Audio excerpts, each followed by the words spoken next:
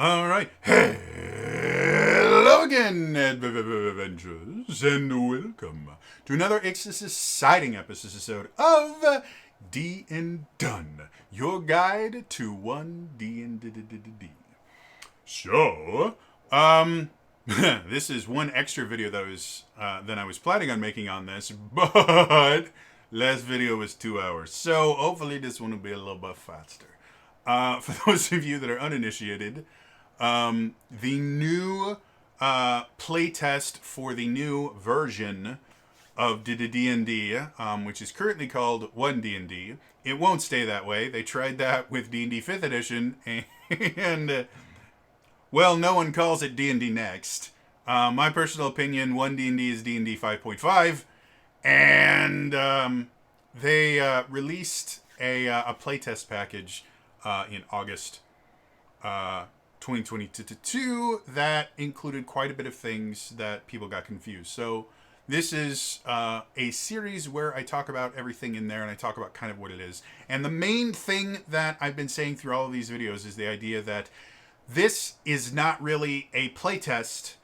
This is somebody, you know, when you are working in the computer lab at school and they go, hey, does this make sense to you? And you read a single paragraph of their 10-page paper. That's what this is. There's not enough here for us to really even understand what 1D&D is going to be, the important aspects of it, anything like that. This is just, hey, does this make sense? And so we've been going through it backwards because it doesn't make sense forwards. And this is something that Wizards of the Coast seems to be very stuck into a specific format that they like to do, which effectively requires you to flip back and forth between sections. If you look at the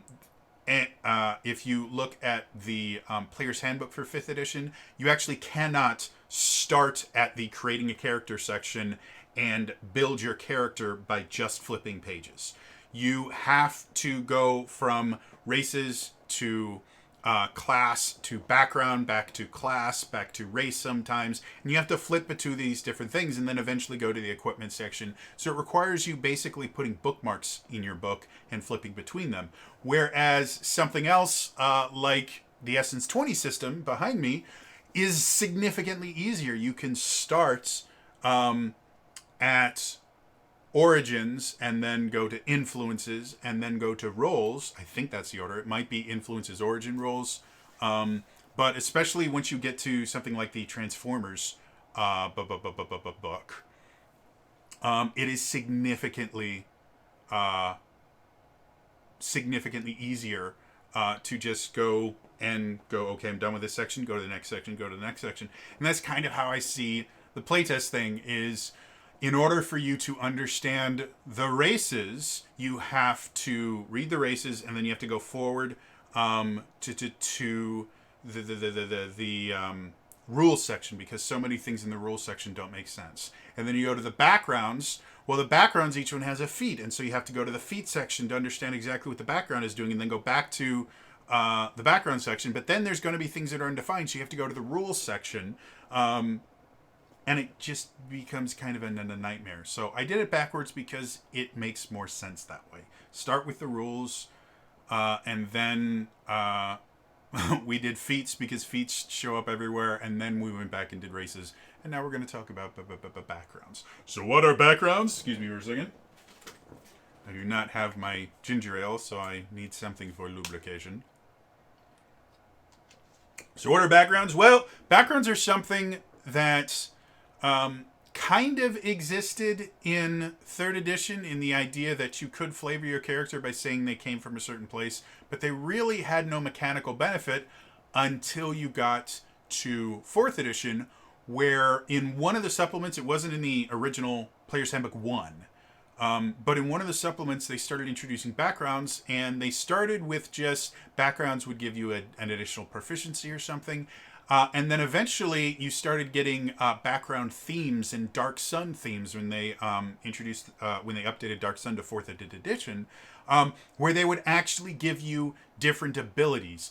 and backgrounds would start influencing your Paragon path, effectively kind of a subclass that all characters would choose at 11th level, and your Epic Destiny, which was your last kind of subclass. You had two different subclasses in D&D 4th edition. Again, one of the reasons I love the game. There's a lot of customizability in it.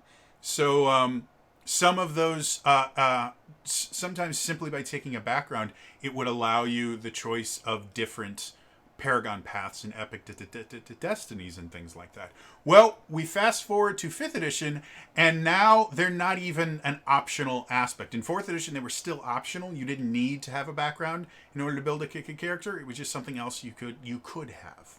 Now, 5th edition backgrounds are a part of your character at character creation. They're required because the old version of backgrounds gave you additional proficiencies, and they would give you a background feature, something kind of unique to your background that will allow you to do things. A lot of people massively undervalued background features, which is probably one of the big reasons why in later books they've kind of gotten rid of background features completely and have replaced them with, here, we'll give you a free feat, which, if you've watched any of my other videos, you know I am very much against. Me no likey, feats are different. Well, now let's talk about 1D&D and their backgrounds. The background section for the August 2022 playtest actually starts with a section called Build Your Background. So, unlike how 5th edition and most previous editions have been, where they start by showing you these are backgrounds, and then at the end of the section, or sometimes in a completely separate book, they will say, okay, if none of these backgrounds work for you, here is your way to kind of build your own. In 1D&D, building your background is effectively shown as the default. Instead of having a static number of backgrounds that you get to choose from, they specifically tell you, okay, this is how you build a background, and then the backgrounds that they list are listed specifically under sample backgrounds. So the idea that I get from this is they don't want backgrounds to be as set in stone as they have been. They want to be a very customizable aspect of your character, but because backgrounds have been such a part since 4th edition and now 5th edition, they are a major thing. If they just go, okay, we'll just do this, and they don't give you backgrounds to choose from, people are going to feel very confused. So they go, well, here are some sample backgrounds. Here are how, this is how we made them. And if you're wondering what they look like at the end, these are backgrounds. And I believe almost all of these, if not all of them, are almost all, not all, are backgrounds that exist in D&D 5th edition already. And this is an incredibly effective way to kind of teach people a new system, is to go, okay, here are the methods that we use to use them and to create them. And oh, by the way, these are the things that you're familiar with. This is how they would look in this new system. It's something that I've done quite a few times when I teach people new systems and things like that, is I will start with something they're familiar with. I do this with the Realms of the Wild people all the time, where I will find a new system and I will make a character based on the character they play in Realms of the Wild, which uses Open Legend, and I will make a version of that character in a different system. And that means when they jump into this brand new system, they already have something that's kind of familiar to them. They go, okay, well, my character in Realms is designed to basically work in this particular way, and I do my best in the new system to make it fill a similar role as closely as I can in the new system. So this, I actually think, is a really good thing.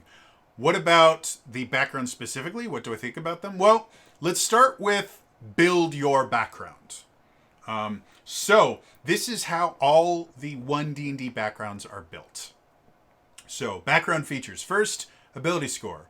When you determine your character's ability score, choose 2 of them, increase one by 2, other one by 1. Alternately, choose 3 ability scores, increase each of them by 1. These are the same rules that we got in Tasha's if you wanted to modify your ability scores. Again, as we talked about in the previous video, ability score increases used to be tied to race, and they have always been tied to race all the way going back to the original version of D&D from the 70s. They have always been attached to race. People got upset because the word race has a very charged meaning in society today, specifically American society. And so people started getting upset with things like that. And people wanted to make more diverse characters. So it was kind of 2 different things that inspired this. And so in Tasha's, they said, you don't have to actually use the racial things. You can make it whatever you want. And these are the rules that you can follow so that it's fair and so that it's balanced. And I'm a huge fan of that. I love the Tasha rules because it means that you can make more interesting characters. You can tell more interesting stories with them. Switching it to backgrounds, I can understand. Again, I went on a little rant last time about how people were like, well, no, it's more about how you're brought up than your race, which is just the color of your skin. That's not how races work in D&D or any fantasy style game. You're actually a different species, and because of that, yes, you can have inherent traits that are built into your genetic makeup. That's how species work.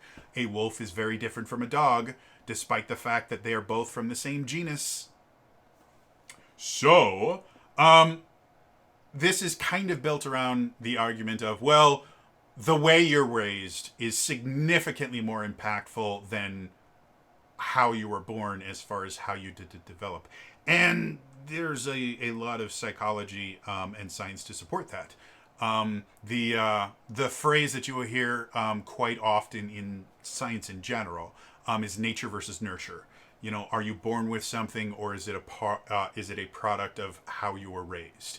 And the most interesting thing about nature versus nurture is we have been studying this for decades, since the early, I know bare minimum since the early 1900s. It may go back hundreds of years before that. I'm not as familiar with science before the turn of the 20th century, just because I didn't study it. The science that I studied is marketing, and that started in the 50s. Yeah, there actually isn't a correct answer. Even after 100 years of studying this stuff, we cannot tell whether nature is more important or nurture is more important. And there are specific things that they've been able to identify. Well, this is significantly more nurture based. This is significantly more nature based. But there is not a definitive answer to, well, what's more important, how you're born or how you're raised. And so the idea that backgrounds is kind of switching the ability scores over to the more nurture aspect is interesting. And it isn't quote unquote wrong or anything like that. It's not woke ideology. It's a different way to look at things. And there are other RPGs that do the same thing. So I am 100% not against the idea of tying ability score increases to your background rather than your race. The ability score increases really aren't that big a deal, to be blunt, because there's something that happens when you first make your character that's kind of nice, but every 4 levels you can increase your ability scores in one way or another, at least in 5th edition. And in earlier editions, your ability scores rose as you level up as well. So it's not that big a deal, guys. Calm down. So, that being said, ability scores, again, exact same rules that were used in Tasha's. To be perfectly honest, tying the ability scores to your background instead of your race, if you're basically creating your own background, or if you're using Tasha's rules to just redistribute your ability scores to make them whatever you want, nothing changes. It is the exact same process of, well, I'm going to make strength and constitution my two things that are increased, or I'm going to increase strength, dex, and constitution, or something like that. Nothing changes whatsoever. These are the exact same rules we are already using, so it's not that big a deal. That being said, let's move on. The second thing for background features, skill proficiencies. To choose 2 skills, you gain your character gains proficiency in them. Again, this is actually how backgrounds already work in 5th edition, so this isn't surprising. Tool proficiency, choose 1 tool. Your character gains tool proficiency with it. This is another thing where there's a little asterisk there where it talks about tool proficiency. We talked about that in the rules section. However, this doesn't mean jack shit right now, because in D&D 5th edition, while yes, the tool proficiencies are all there, I think they create a couple new tools for 1 D&D, but for the most part, the tools are there. You can have proficiency in them, but they are used so incredibly rare, except for thieves' tools. That is the only set of tools that are used a ton, and they're mainly used by rogues, but really any, like my monk had, my shadow monk had proficiency in thieves' tools because they were a criminal and they got that as part of their criminal background. And so my monk actually was really good at picking locks and stuff like that, despite that normally being a rogue thing. So again, this tool proficiency thing isn't quote unquote new, but backgrounds in 5th edition did not automatically give you a tool proficiency. And again, unless it was thieves' tools, or in the rare instance, like artificers can use tools as an arcane focus if they're proficient in them. So technically they use them, but most artificers don't stick to that because you can't get a +1 tinker's tools, whereas you can get a Wand of the War Mage, which improves your attacks and saving throws when you cast spells through it. So again, tool proficiency as of right now, until they show us exactly how tools are going to work in 1 D&D, this is a pointless thing unless it is thieves' tools. There's very little use for tools in general. And I'm not saying that, well, you know, if someone comes up and says, well, in my campaign, I use my alchemy tools to brew potions for everyone using the optional rules in the Dungeon Master's Guide. That's perfectly fine. It's an optional rule, and the optional rules in there are really not great for brewing potions. Creating magic items in general in 5e is not really great supported natively. I think every single DM I've ever seen that uses them uses a modified rule just because they don't work that well. So yes, tool proficiency. And then the thing that I find unique about this is language is the last part of our background. Every background gives you a language, which I find, being an American, the idea that your background, effectively your job, before you become an adventurer, somehow imparts a language is weird. Because for those of you that do not live in the United States, Americans are notorious for not learning other languages. Most of Europe, from my very basic understanding, most of Europe is bare minimum bilingual. A lot of other countries tend to at least learn a smattering of English because it's a trade language for international trade and things like that. So America is kind of unique, and not in a good way, in the fact that most Americans are monolingual. They can only speak English, and half of us don't speak English all that well. I was lucky enough. My father was a polyglot, meaning he spoke, I think, 5 languages fluently and knew bits and pieces of about a dozen other ones. I learned French as I was growing up. I also learned I learned bits and pieces of a bunch of different languages. Not enough that I could ever speak them, but enough that I could say a few choice words. A lot of them are not words you want to say in those languages. But, so yeah, the idea that now your background also gives you a language, I find interesting. again, the one quote-unquote issue I have with that is your mileage may vary as far as languages are concerned. Again, I have seen DMs and I have run games where everyone just speaks common. And having 7 different languages that you know is completely useless. And then I have seen and I have run completely different games where most people don't speak common. And knowing other languages can give you a huge leg up. I actually had, in one of the campaigns I run, one of the players actually took a feat that allowed them to learn a bunch, I think 3 or 4 extra languages. And languages had been a thing in the campaign before that, but as soon as they took that feat, I'm like, well, then yeah, you're going to take a feat to learn languages. We're going to make it beneficial for you.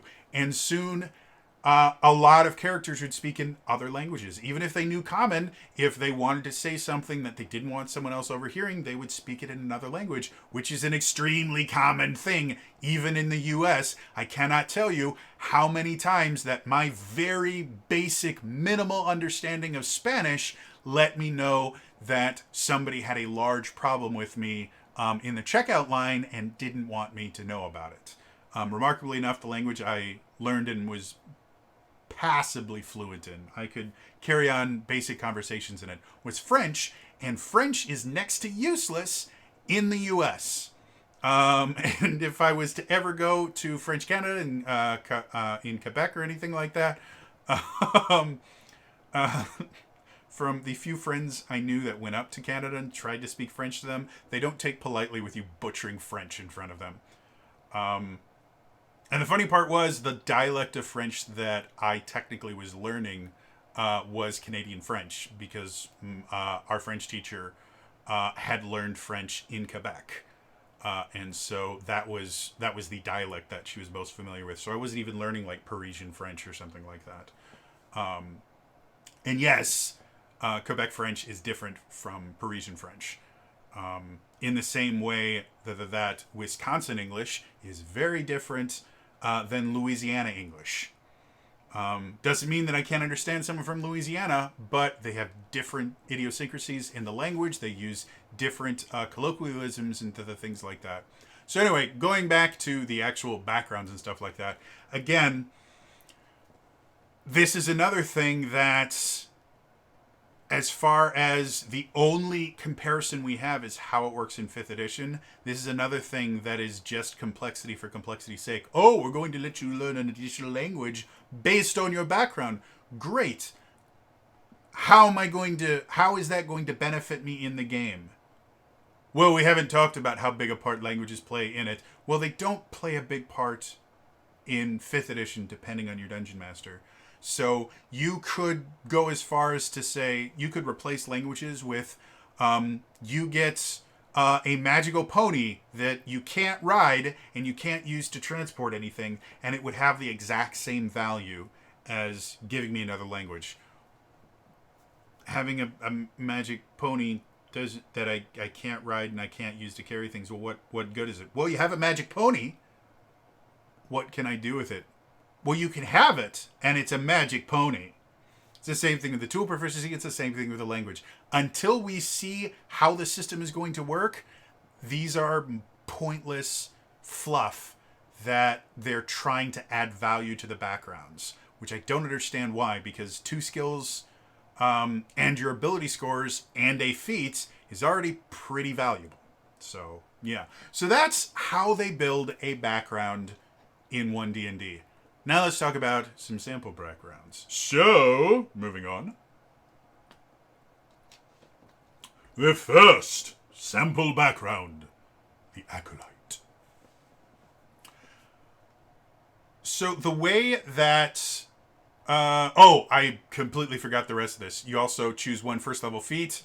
Should have mentioned that. And then equipment. Your character gains 50 GP to spend on starting equipment. The character keeps any unspent GP as spare coin. So don't forget, you also get a feat and starting equipment. Now, Acolyte. The way that all of these are set up is they will list the name of it. They will list ability score, skill proficiency, tool proficiency, language, and feat. Then they give you a brief paragraph that kind of describes it, and then your equipment.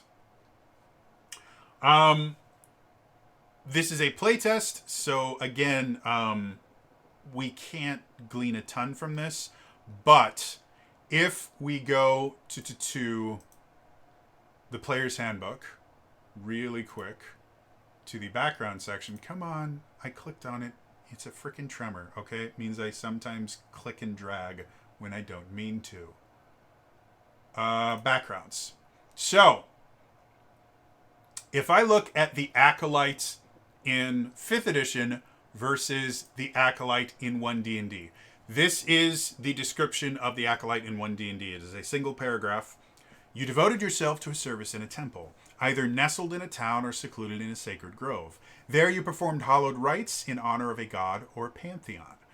You served under a priest and studied religion. Thanks to your priest's instruction and your own devotion, you also learned how to channel a modicum of divine power and service to your place of worship and the people who prayed there. That is what being an acolyte means in 1D&D. An acolyte in D&D 5th edition. You have spent your life in the service of a temple or a specific... You have spent your life in the service of a temple to a specific god or pantheon of gods. You act as an intermediary between the realm of the holy and the mortal world, performing sacred rites and offering sacrifices in order to conduct worshippers into the presence of the divine. You are not necessarily a cleric. Performing sacred rites is not the same thing as channeling divine power.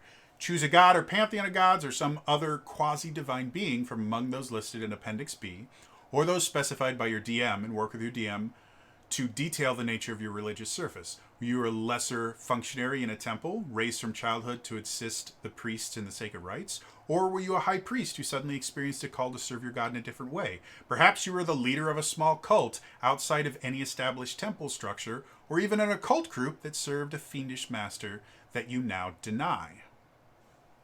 So if you look at the difference, this is a theme that we have been seeing since Monsters of the Multiverse, where there used to be a much bigger emphasis on let us give you lore and kind of the why behind the what. Let us explain kind of the idea. The 5th edition version of the Acolyte, to me, is significantly more inspiring of me creating a character than the Acolyte in 1D&D. The Acolyte in 1D&D, most of it is mechanical in its description. Well, you did this, and because of that, you have divine power. Whereas the Acolyte in here is literally, hey, you belong to something religious. You have a background of religious, and then it gives you ideas. Were you a lesser functionary in a temple? Were you a high priest? Were you leader of a small cult or an occult group that you now deny? Like, it gives you ideas about, well, this is what Acolyte means, but these are the different ways you can interpret it. With the 5th edition, or the 1D&D version of it, it is, no, this is how it works. This is the way an Acolyte works. You served a priest. And because of that, you now have divine magic.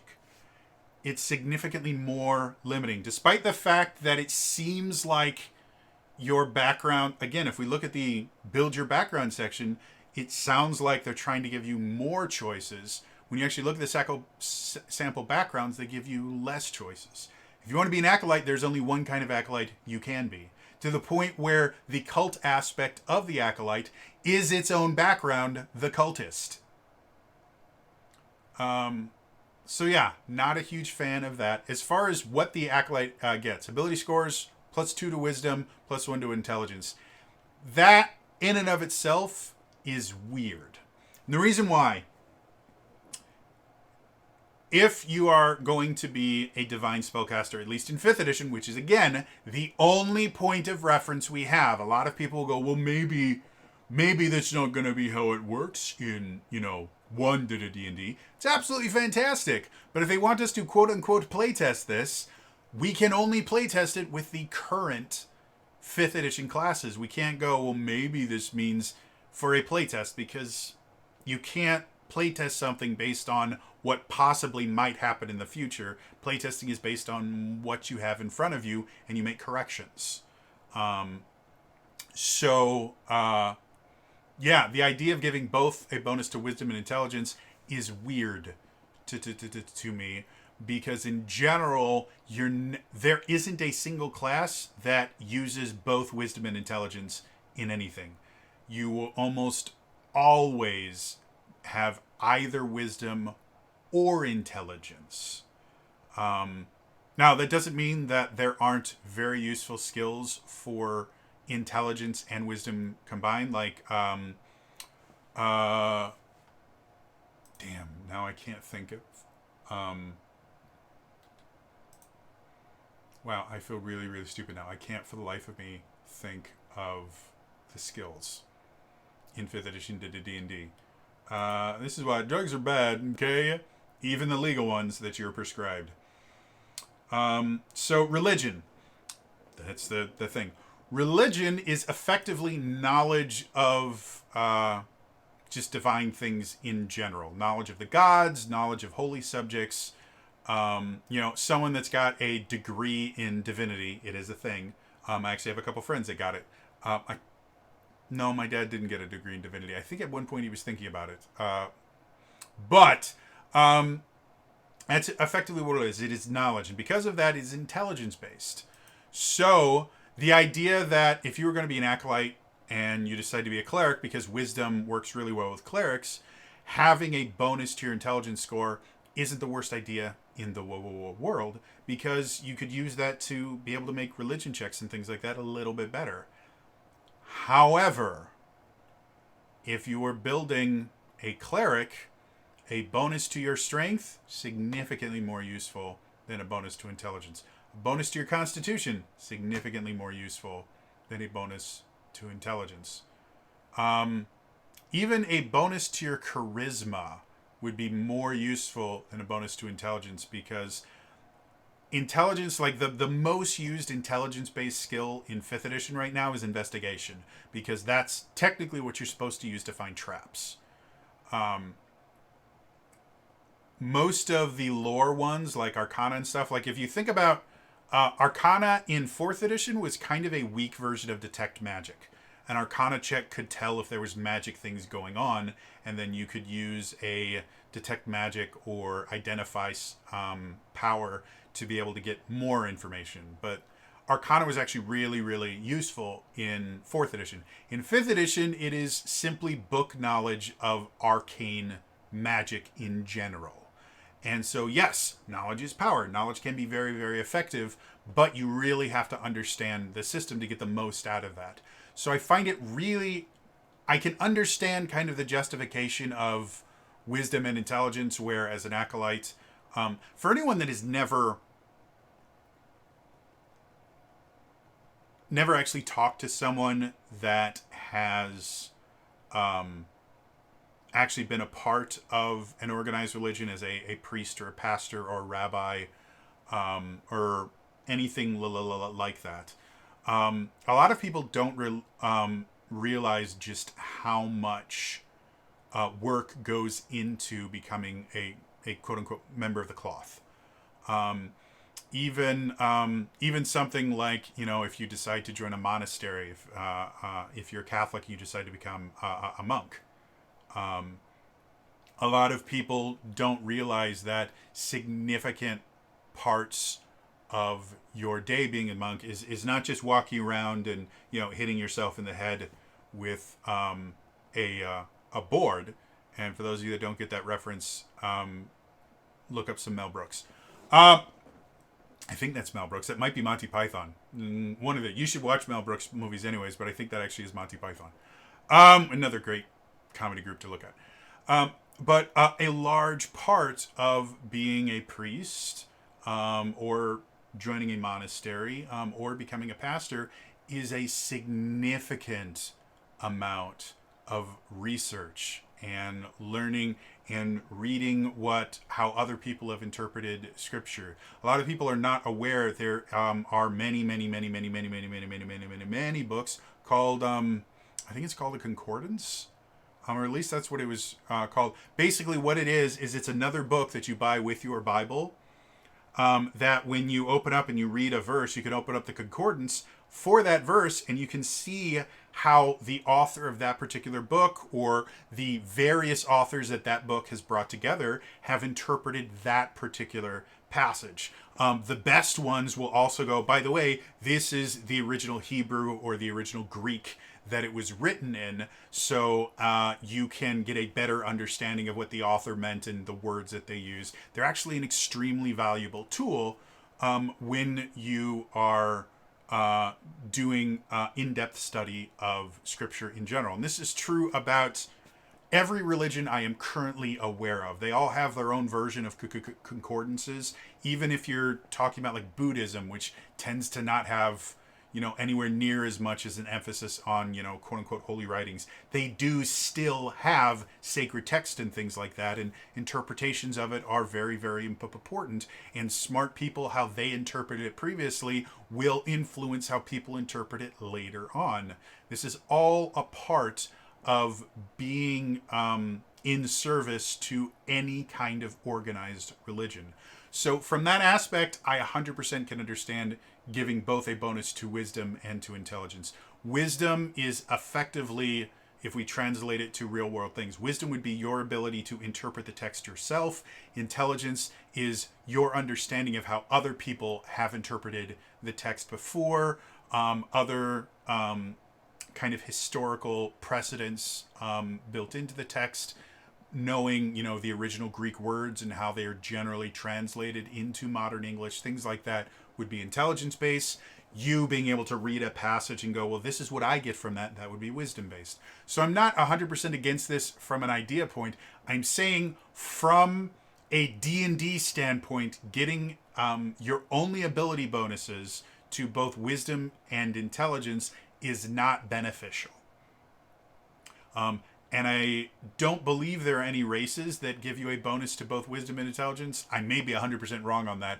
It's been a while since I've looked at them. But generally, you will get wisdom and dexterity or wisdom and strength or something like that, where you're basically getting some physical aspect and some mental aspect, because you don't tend to generally use multiple mental aspects or mental attributes, the wisdom, charisma, and intelligence. You generally tend to focus on just one.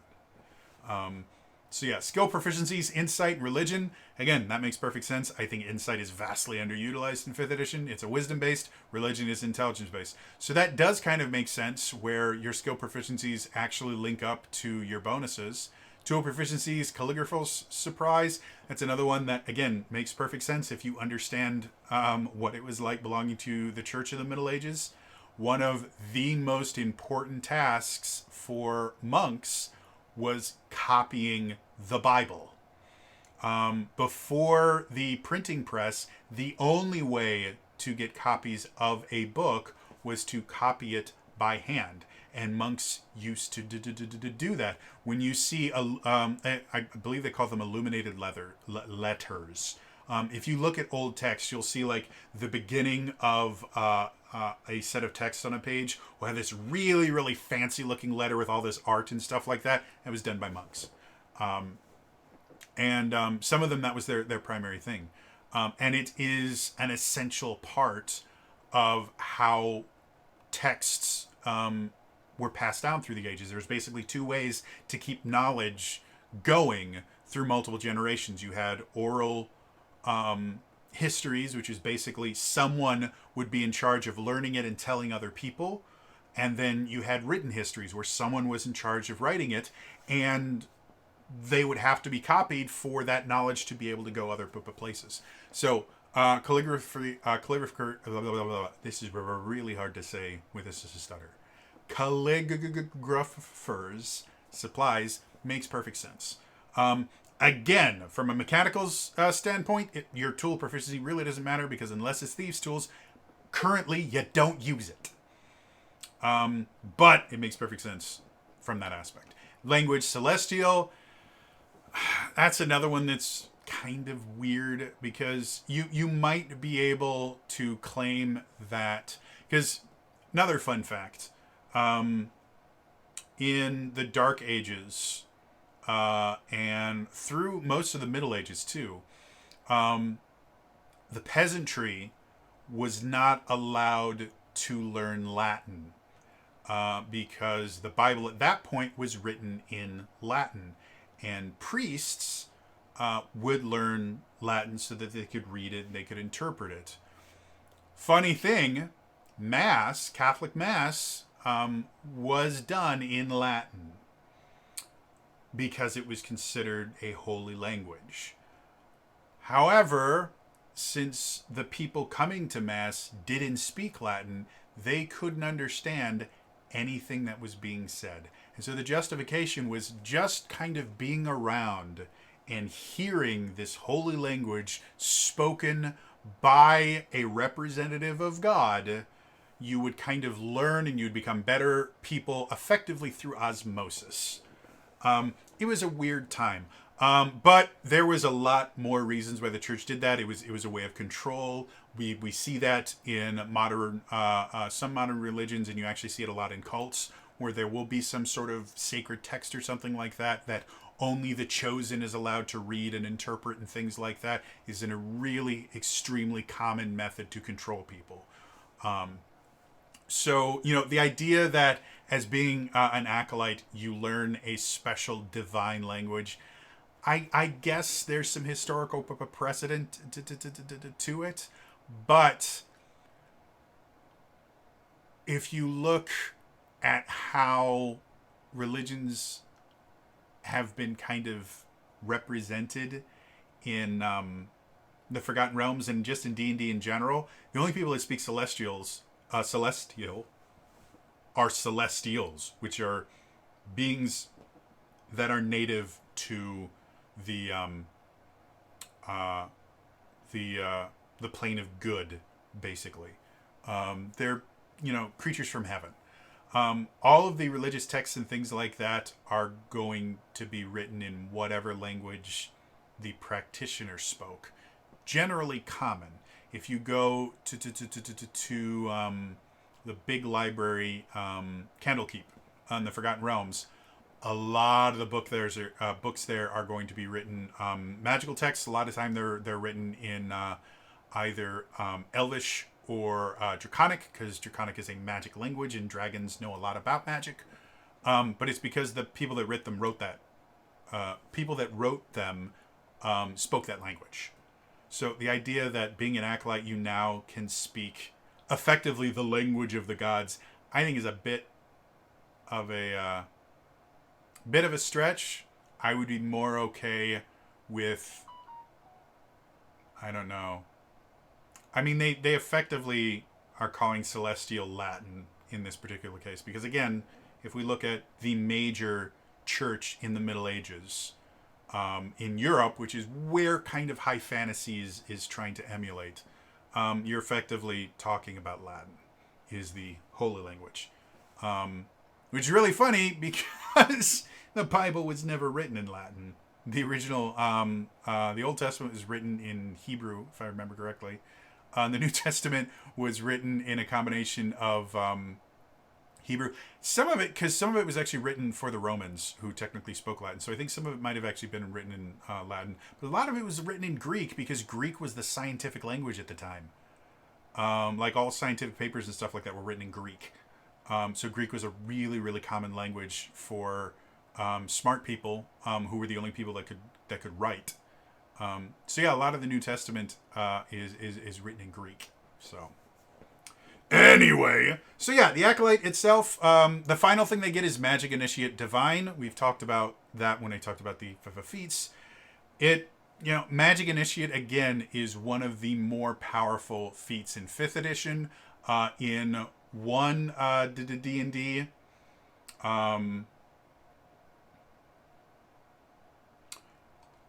it is almost identical. You get 2 cantrips and a 1st level spell. You can cast the 1st level spell once per day. It's actually better than Magic Initiate in 5th edition, because you can also cast the spell using spell slots. So Acolyte is a remarkably powerful background, especially since you get to choose what your spellcasting ability score is for it, but you get to choose from the divine spell list. So normally the vast majority of divine spellcasters are all wisdom based, which for the Acolyte, since you're getting a bonus to wisdom, you're probably going to want that. But you could just as easily be an intelligence based divine spellcaster and have a whole list of other things, and you can combine different kinds of spells. Or you could be an Acolyte that turns into a wizard that also has access to some divine spells that they can cast using intelligence. So yeah, this turns into a significantly, like, this is a powerful, from a mechanical standpoint, this is a very powerful thing, background, because you can use this background to really kind of change how spellcasting works for you in particular, and make kind of a really interesting, unique character. Depending on how the classes work, this could be used to min-max. It might not. Who the hell knows? We don't know how the classes are going to work, and we really don't know how spellcasting is going to work. The only thing we have is the spell lists for Arcane, Divine, and Primal, and those spell lists only contain some cantrips and some first-level spells, and that's it. We don't even know what second-level spells look like yet. So, anyway, I know this is taking forever and a day, but gives you a good idea of my thoughts on the Acolyte. Moving on. The next one, the Artisan. Again, another one that existed in D&D already. This one, again, you begin mopping floors and scrubbing counters in an artisan's workshop for a few coppers per day. When you are finally, and this is 100% from birth almost. As soon as you're strong enough to carry a bucket, when you're finally old enough to apprentice, you learn how to create basic crafts of your own, as well as how to sweet talk the occasional demanding customer. As part of your studies, you picked up Gnomish, the tongue from which so many of the artisan terms and arts are derived. That's something I find interesting, is somehow the idea of crafting in general has its roots in Gnomish. In our current world, if you look at manufacturing and stuff like that, it doesn't really have a root language. I mean, the closest you get to is some, like, engineering and stuff like that will use physics terms, which is rooted in the sciences in general, and science really likes Latin in general. Latin and Greek tend to be really, really common to kind of get the roots of words from in a lot of different scientific denominations. So technically both Latin and Greek would be useful things to know. I do not know a single engineer that speaks Latin or Greek. Funnily enough, my background is in music. A lot of music is based on Italian and Latin before it, because Latin, all the Romance languages derive from Latin itself. I don't think I know any musicians that learned Italian as part of, like, instrumentalists specifically, as part of playing an instrument, to where they would be fluent in it. The only people I know that ever learned Latin being a musician are people that do opera, because a lot of opera was written in Latin, or not Latin, Italian. A lot of opera was written in Italian because it was considered a more pure language. Is one of the reasons why Mozart fell out of favor in certain circles when he started writing operas in German. I believe the Magic Flute was written in German. I know, the Night Mother's aria, which is an amazing, unbelievably difficult, one of the most difficult classical arias for a soprano to sing. That's the one, I will almost guarantee you've heard it, because it's shown up so many different places. But the part that most people know is you hear this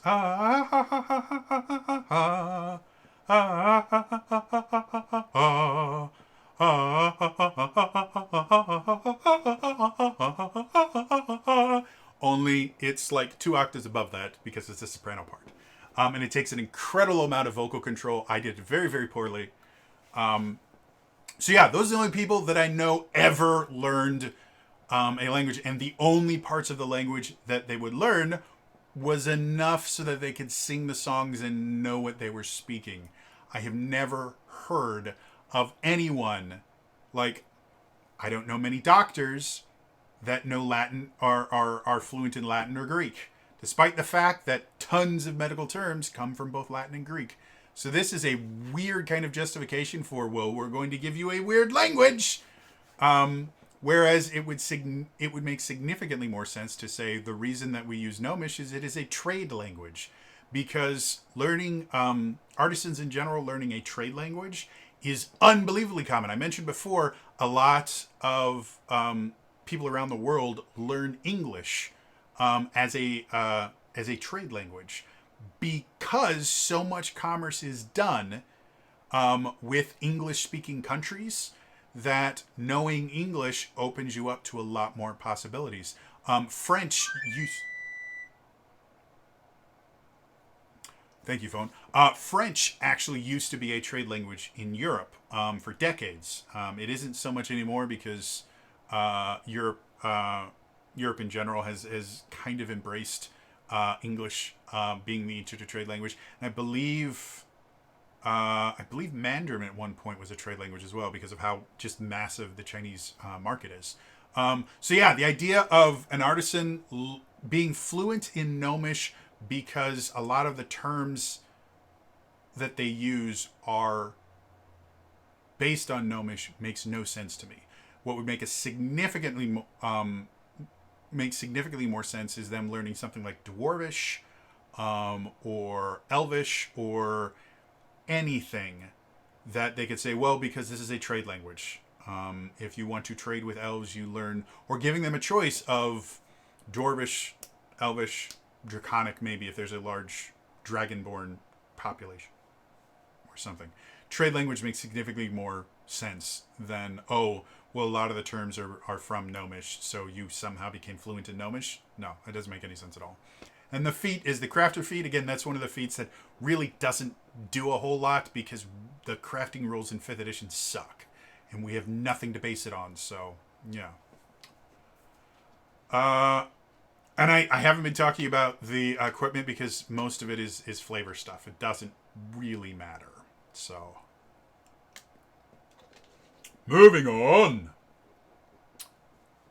The next one is Charlatan. This is another one that already exists in 5th edition. Charlatan is one of my favorites because their background feature is they can reproduce any document flawlessly. And that is such an amazing, awesome thing. For this one, the Charlatan gets the skilled feat, which is super dumb. Compared to what you get in the 5th edition version of it, like, again, skill just means, hey, you get some more proficiencies.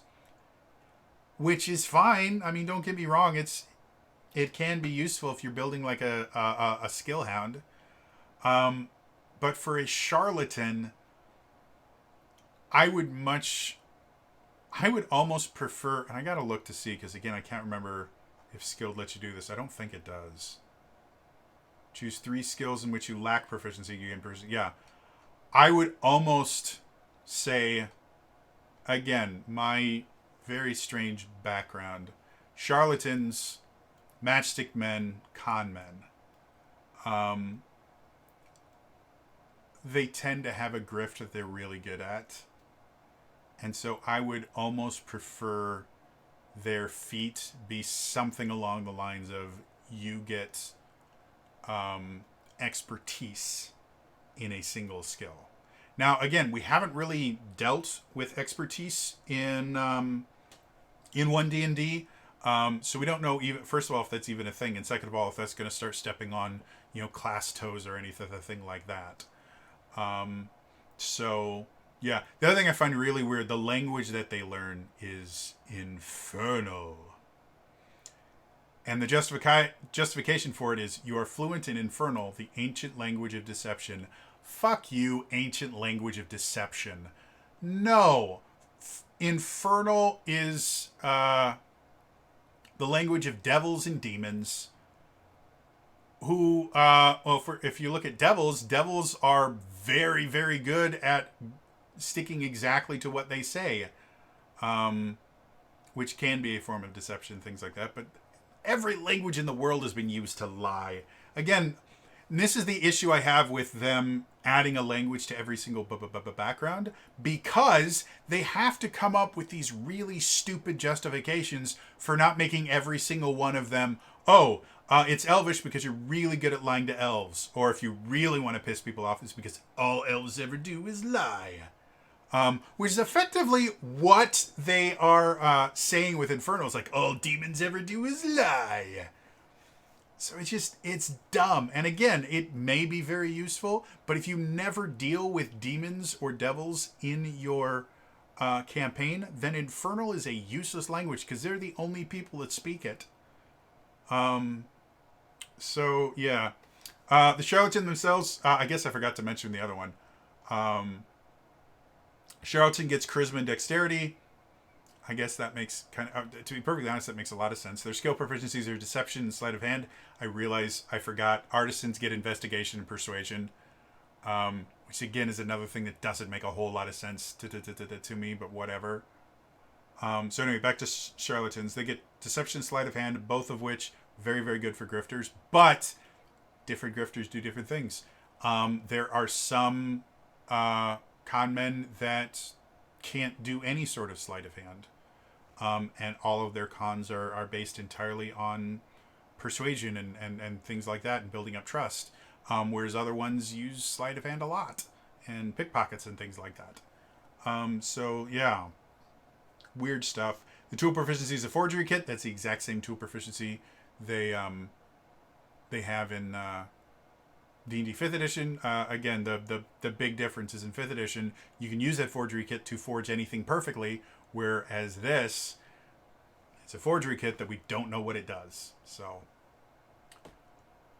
yeah, moving on. The next one, Criminal. Criminal I really like as a background. I like the 5th edition version of it.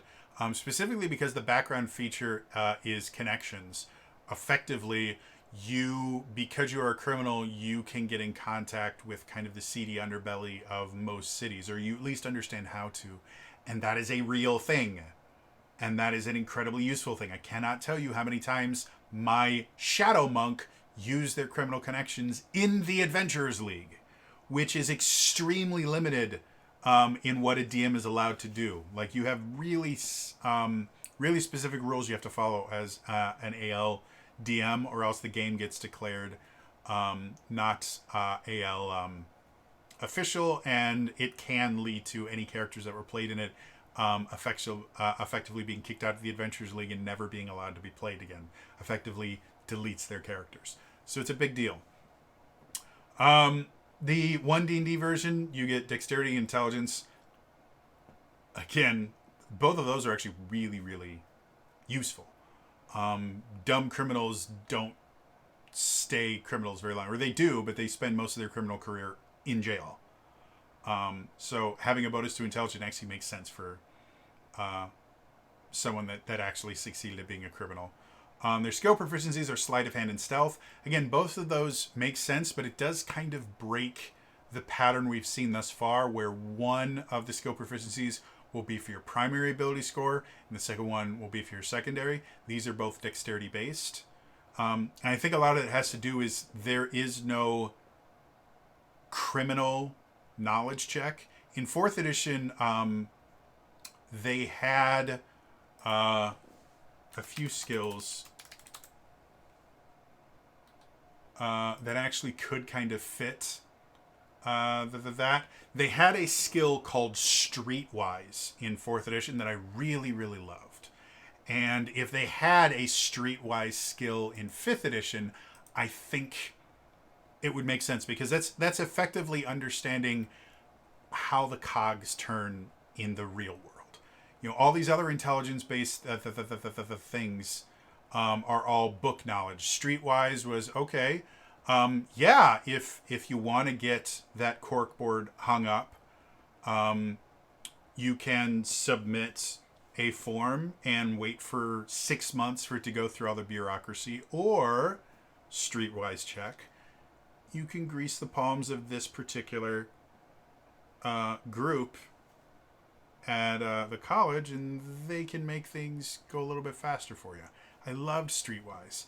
I think that would be a really cool thing for a criminal to have a skill proficiency in, but it doesn't exist in 5th edition, and there's nothing that nothing that works as a substitute for it other than you might be able to call it an insight check where you just kind of feel. But there is no knowledge check for how does the real world work, and I think that is a detriment, especially since so many other checks can be like an Arcana check and a History check. Thank you, computer. An Arcana check and a History check can be used almost interchangeably a lot, because Arcana is literally just kind of the history of magic, and history is history.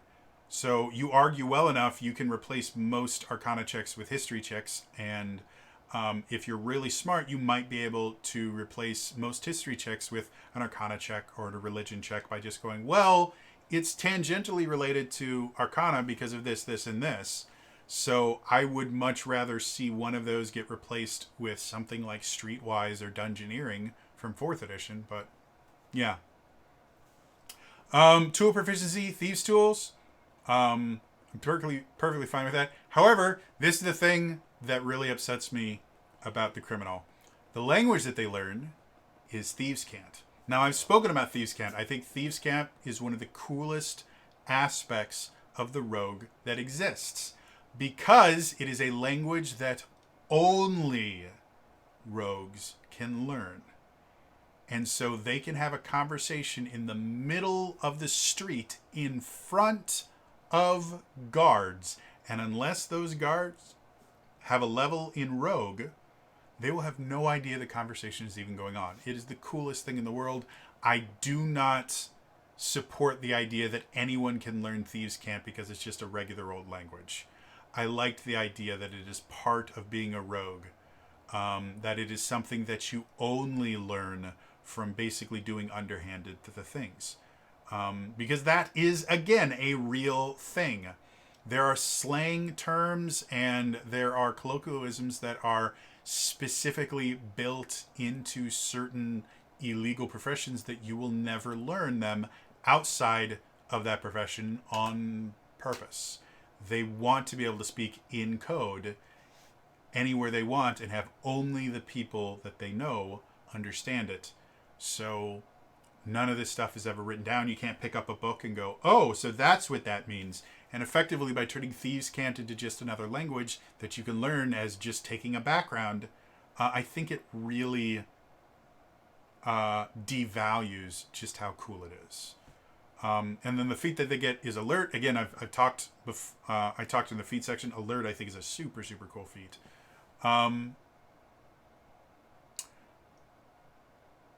The one thing I find interesting is they don't try to justify Thieves' Cant in the description. Like, every one of them is like, as part of your studies, you picked up Gnomish for the Artisan. Or for the Charlatan, you are fluent in Infernal, the ancient language of deception. This one, they don't even mention Thieves' Cant. They just go, well, you're a criminal, so you know Thieves' Cant. And I think that's dumb. So, anyway, you also, as part of your equipment, you actually get daggers. You actually get weapons, which I think this is the only... as far as I'm aware, this is the only background I've ever seen that has gotten weapons as part of their equipment. Generally, weapons you get as part of your class, not part of your background. So that's weird. Especially since, depending on your class, I don't think there's a single class that is not proficient in daggers because it's a simple weapon. But theoretically, there might be. I don't know. I think in 3rd edition, there might have been one spellcasting class that didn't get proficiency in daggers. I don't think so. I think wizards and... I know sorcerers could use daggers. I think wizards could use daggers inherently as well.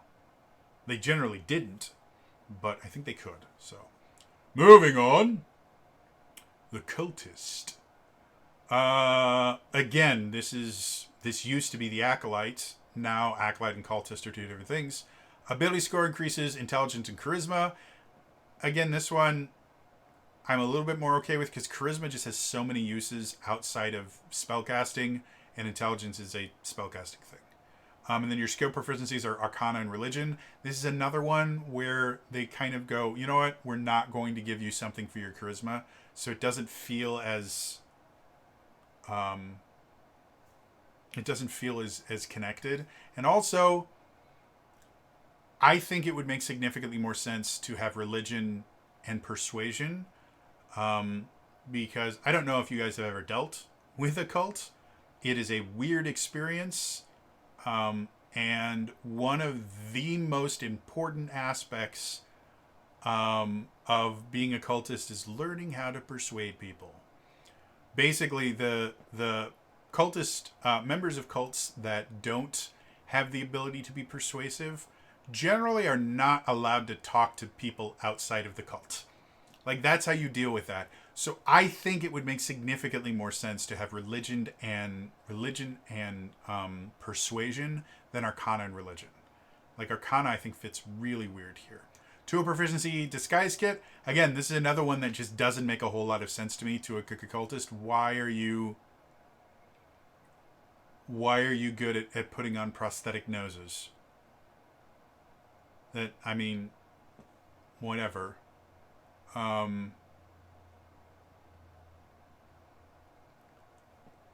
The language that you get is abyssal. Again, they don't really try to justify it other than they kind of say that, when you come of age, the last line, when you come of age, you are ordered to blend in among the non-believers and await whatever mission the Great One has in store for you. Well, Great One has connotations with kind of Cthulhu and Lovecraftian stuff because the gods in Lovecraft stuff are called the Great Old Ones. So that does kind of have, and I guess the abyssal. For this one, the language itself makes a little bit more sense because, again, a cultist having a secret language that they do things in, that kind of tracks. Not saying all cults are like that, but it kind of tracks. Again, the entire draw of a cult in general, here's some news for you. The entire draw of a cult in general is they will start by separating you from any sort of support group that you have. They try and convince you that you are alone, that the people around you don't care about you. It's one of the reasons why they tend to prey on victims of abuse and things like that, because they already feel that way. Once they have kind of separated and cut you off from everyone, they go, but we love you and we're going to protect you and you're connected with us and you're part of us. And so they will do a lot of things to give you connections with the cult that you do not have with people outside. So learning technically a new language. A lot of times it's not an entirely new language. Like, you don't learn Latin, but they will redefine terms and they will use specific phrases and things like that that mean significantly different things inside the cult than they do to people outside of the cult. Now, fun fact, this is also a common thing of religion. I've talked about the idea of what I call Christianese, where phrases that Christians use with each other don't mean the same thing, like the idea of witnessing in the church is very different than witnessing outside the church. It's the same word, means two very different things, but that is another thing that is used just in general to create a sense of belonging. They want you to feel that you are special because you are part of this group and you're connected to the rest of the people in this group. And by reinforcing that, by having certain things that only the people in this group know about, you feel that much more special. When you say something and other people don't understand you, it is instantly re-influenced. Oh, I'm special because that means something different to me than it does to them. So I'm actually okay with Abyssal in this. The feat, Magic Initiate Arcane. That is a dangerous precedent to set. No, joining a cult will not give you magical powers. But it makes sense with this. So, Cultist so far is actually the one that I have the least problems with. I actually don't think it's that bad. Again, I think it'd be better with significantly, like, my biggest problem with all of these is they have such a limited description of what they are, and they're so mega focused into again, cults are a real thing, and there are people that have survived them, and they're really, really it is a life-changing experience. So, and a lot of different walks of life can get involved in a cult. The other thing I find interesting about this is the cultist in one D&D, you are still a member of the cult, whereas the cultist Acolyte, where they mention that you're a part of cult, you now are against the cult. You have broken free of it. Whereas in this, no, the reason you are no longer living in the wilderness with your cult friends is you've gone out to do the work of the cult. So this is not even your old job. This is your current job in addition to whatever class you are. So I find that interesting. And again, it kind of follows the pattern of the examples they have, because again, these are just examples, are very specific, pigeonholed, whereas the old 5th edition were very open-ended, and this one title, this one background, could be for a very large group of people, and you could have two people that were both acolytes in the same party, and they could be massively different characters. And I like that better than this hyper-focused, no, all cultists are the same. Moving on. Next one is entertainer. I'm an entertainer. Ability scores, charisma, dexterity. Again, as an entertainer, I can tell you 100% charisma and dexterity, very, very, very, very, very, very, very, very important. My entertainment background is I'm a musician and I am an actor. And both of those require charisma. And both of them require dexterity too, especially if you're an instrumentalist. I played a woodwind instrument, and so I had all these little buttons that I had to play. I played saxophone, by the way. So yeah, that makes sense. Skill proficiencies, acrobatics, and performance. I do find this really interesting because I think it's just because they listed alphabetically, but in this particular case, I would much rather see them not listed alphabetically, because acrobatics is a dex skill, performance is a charisma skill. If they would just flip them, then on the page you would see charisma, and then right below it you would see performance, and then you would see dexterity, and right below it you'd see acrobatics, to kind of, again, reinforce that this is why you're trained in acrobatics, that this is why you're trained in performance, because of this bonus that you have.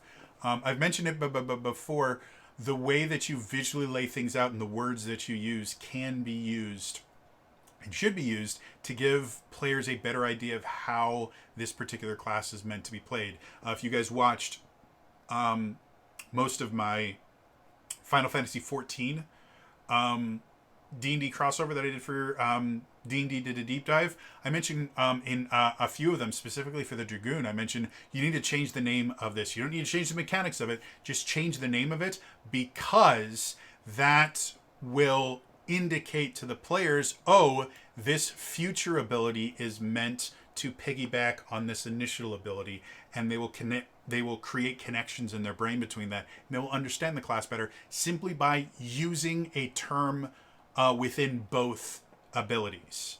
I think I mentioned, turn this into like a thrust or something like that, and then you would get additional thrust maneuvers as you leveled up, and that was an important aspect for people to understand how the class was meant to be played. And so just the visuals of it, again, I understand they did it alphabetically, and that's perfectly fine, but you just flip it and it gives a better theming to it. Tool proficiency, musical instrument, liar. Again, they had to give it some sort of tool proficiency, but I know a shit ton of entertainers that could not play an instrument to save their life. Playing an instrument is a skill, and it is something that a lot of people struggle with. I think anyone can eventually learn how to play an instrument. Maybe not particularly well, but you can get down the basics to where you can play it to a point. But every single entertainer having to have proficiency in an instrument, I think, is dumb. Is one of the it was one of the reasons why I loved Twitch Sings so much back when that was a thing, was because up until that point, kind of the music category of Twitch was entirely populated by effectively multi-instrumentalists, people that could accompany themselves when they sang. You very rarely saw someone just playing like a woodwind instrument or something. Generally, what you would see is someone playing guitar or keyboard, because those are the two easiest instruments to accompany yourself on. And when Twitch Sings came out, you had people... more messages for me. Sorry. You had people that were just vocalists. And a lot of the people that used to stream in just the music category really looked down on Twitch Sings people. It's like, well, they're using accompaniment. They're not real singers. No, they are. A lot of the kind of what I would call multi-instrumentalists, people that would sing and accompany themselves, were not really great instrumentalists. Like, they weren't phenomenal piano players or guitarists. And they also weren't phenomenal vocalists. They were good, and they sounded good together, but by learning both of those things, you weren't specializing, you weren't getting as good. There were some people on Twitch Sings that were unbelievably talented vocalists that simply never learned an instrument to accompany themselves on. I am one of them. I barely understand how to play the piano well enough to use it when I used to compose music. I do not play the guitar. And the instruments that I do play are all woodwind instruments, and so it's impossible to sing while playing them. You have to use all of your air for the instrument. You can't sing.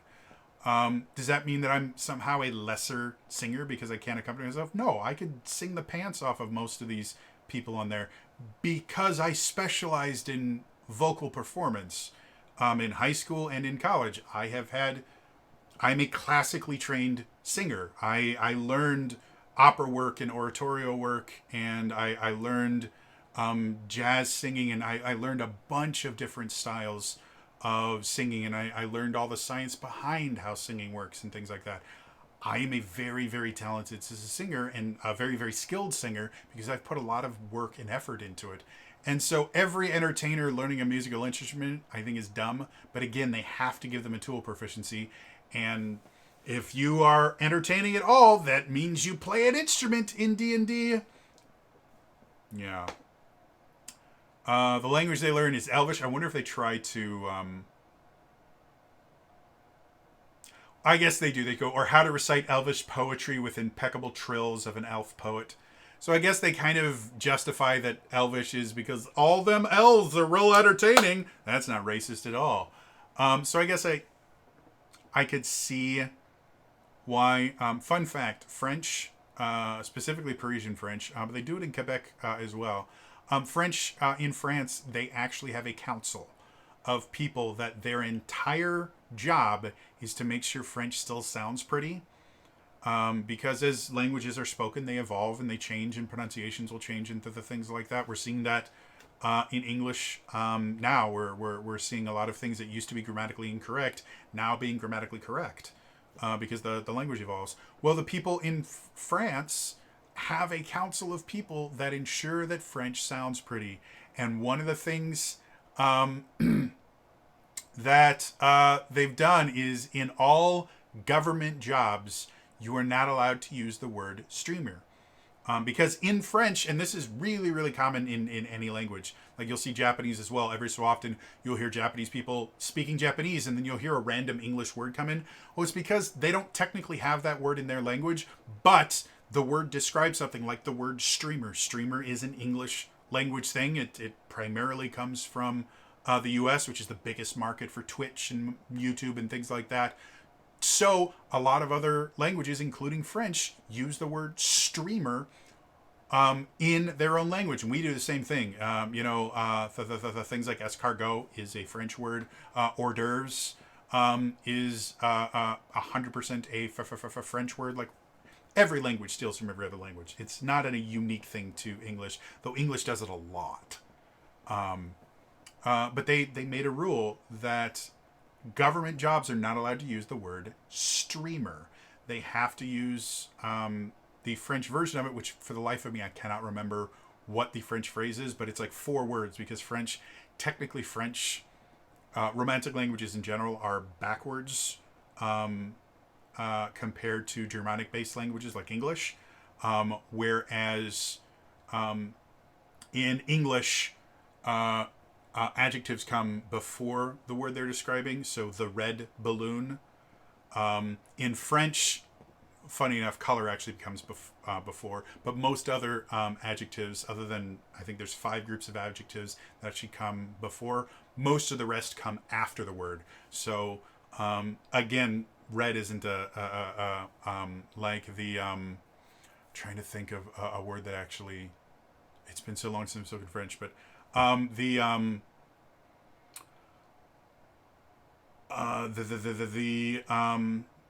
let's just say the mechanical elevator. You know, the mechanical pencil. There we go. Mechanical pencil differentiates it from a regular pencil. In French, the literal translation of the French phrase would be the pencil that is mechanical. Is how it is said in French, whereas in English it is mechanical pencil. So the word streamer is person that streams or something similar to that, or person that plays video games, I think is what it is. So person au jeu vidéo, I think is the phrase, or something similar to that. So it is significantly longer than streamer. But because streamer is an English word, and English is a dirty language compared to the beautiful languages of French, that's what it is. So theoretically, I could totally see someone saying that elves also have a thing where they always try and make Elvish sound pretty. I could totally see that happening because it is a pretty language.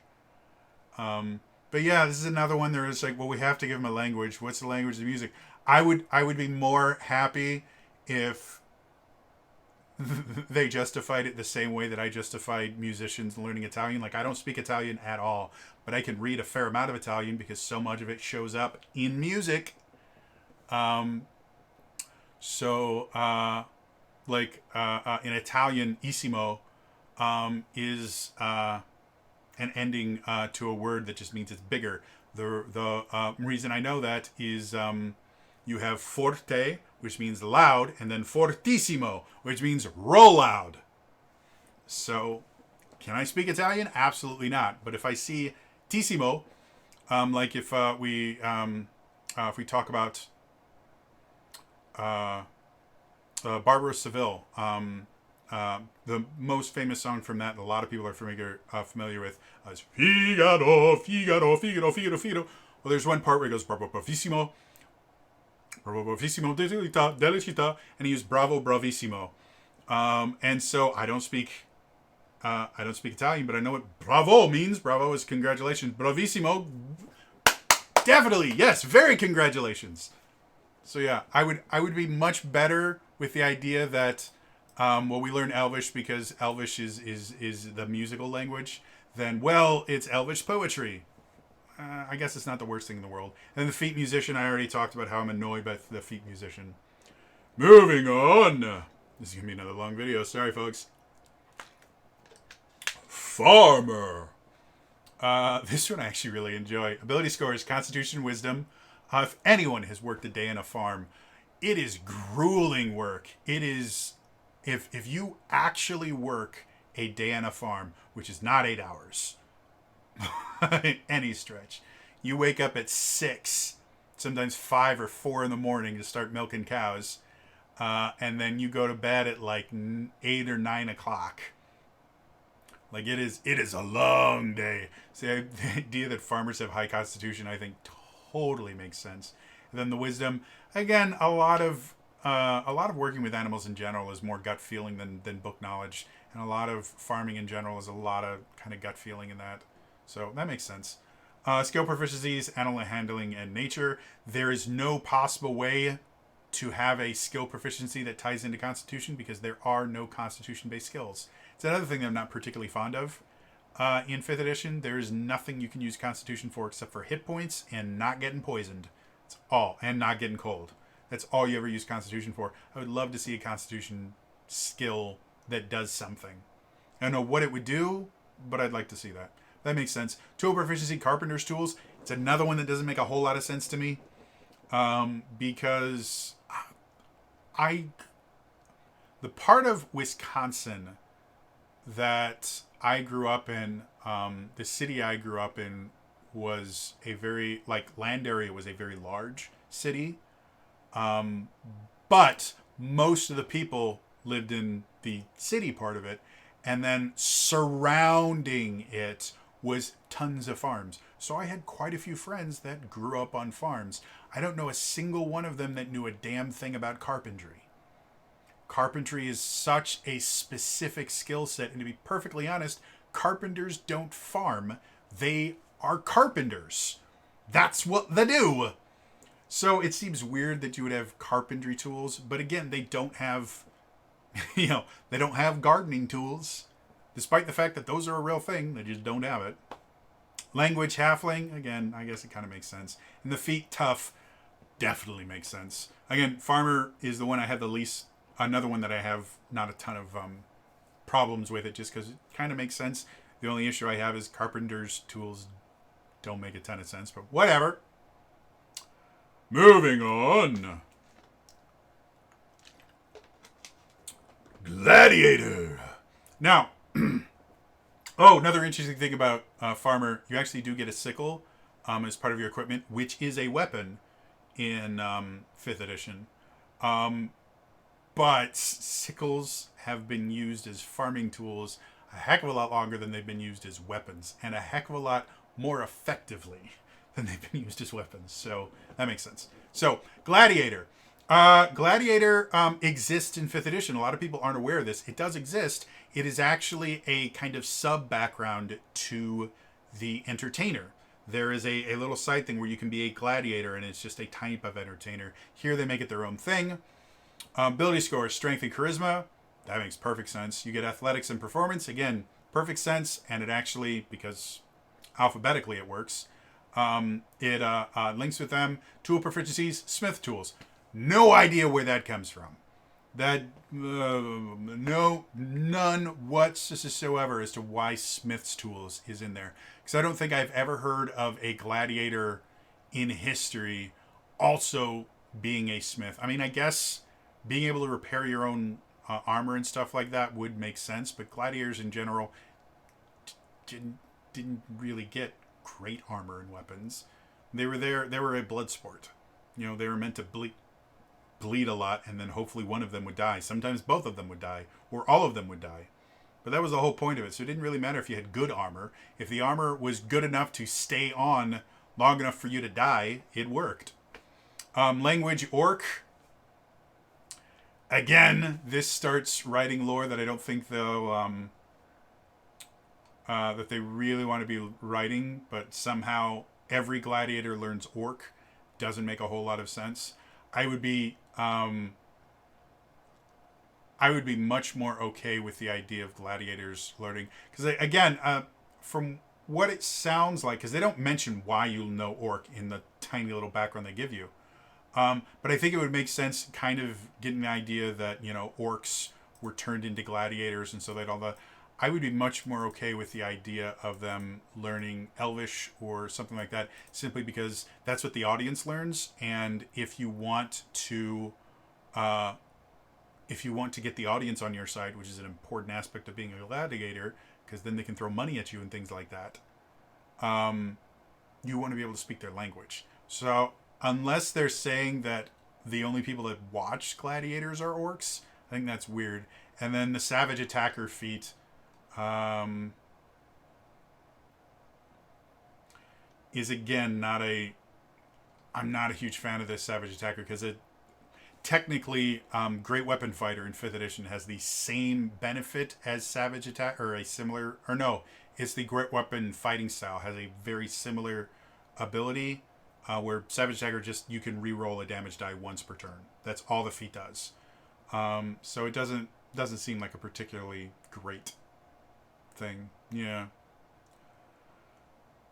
So, moving on. Good. I'm not even going to take a drink. I'm going to try and get through these a little bit faster, because I have texts I have to finish, reply to eventually. So God. Ability score, strength and wisdom, maybe. Athletics and perception, that makes perfect sense. Being a guard and having a high perception, I can see where the wisdom comes in now. Tool proficiency, gaming set. I have never done security work or guard work aside from the loss prevention training that I got being a manager. But I know people who have, and depending on what you're guarding, a lot of it is just standing around doing nothing. So the fact that their tool that they're best with is a gaming set kind of makes sense. I'm not upset with that. Language Dwarvish, no idea why that's a thing.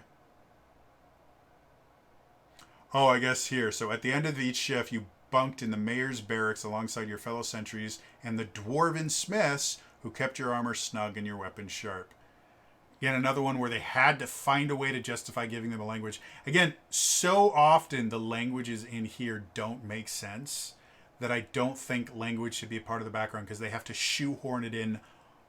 The majority of the time, there is not a language that makes sense. So I think languages, maybe you can choose a tool proficiency or a language, because that would make significantly more sense, because a lot of times these tool proficiencies don't make sense, but the language does. Like the farmer, language, halfling. Well, halflings are master farmers. Like they're really, really good at it. So being fluent in halfling could be, you could call it the same thing as, well, you learn Gnomish, because lots of the words use Gnomish. But you can also just as easily justify it as, well, it's a trade language, because the other farmers speak halfling. And that would be significantly better than giving all farmers carpentry tools. In this particular instance, I would like them, given the gaming set, get rid of Dwarvish. I think a tool proficiency or language makes a hell of a lot more sense. And then feat alert, again, that fits really well with the idea of a guard, that they're going to be able to act a little bit faster than other people, be a little bit more in command. It's literally what they do. So, moving on. Next up, the guide. The word guide is new, technically, I think, in 5th edition for backgrounds. Outlander technically kind of could be made into a guide-like character. Ability scores, wisdom, dexterity. Again, that makes perfect sense. Stealth and survival. Again, perfect sense. Again, my only problem with it is I understand they're doing it alphabetically, but since you list wisdom first, dexterity second, flip stealth and survival, it just makes it visually easier to understand. Tool proficiencies, cartographer's tools. That actually makes sense with a guide. I'm perfectly fine with that. Language, giant. Why the hell giant?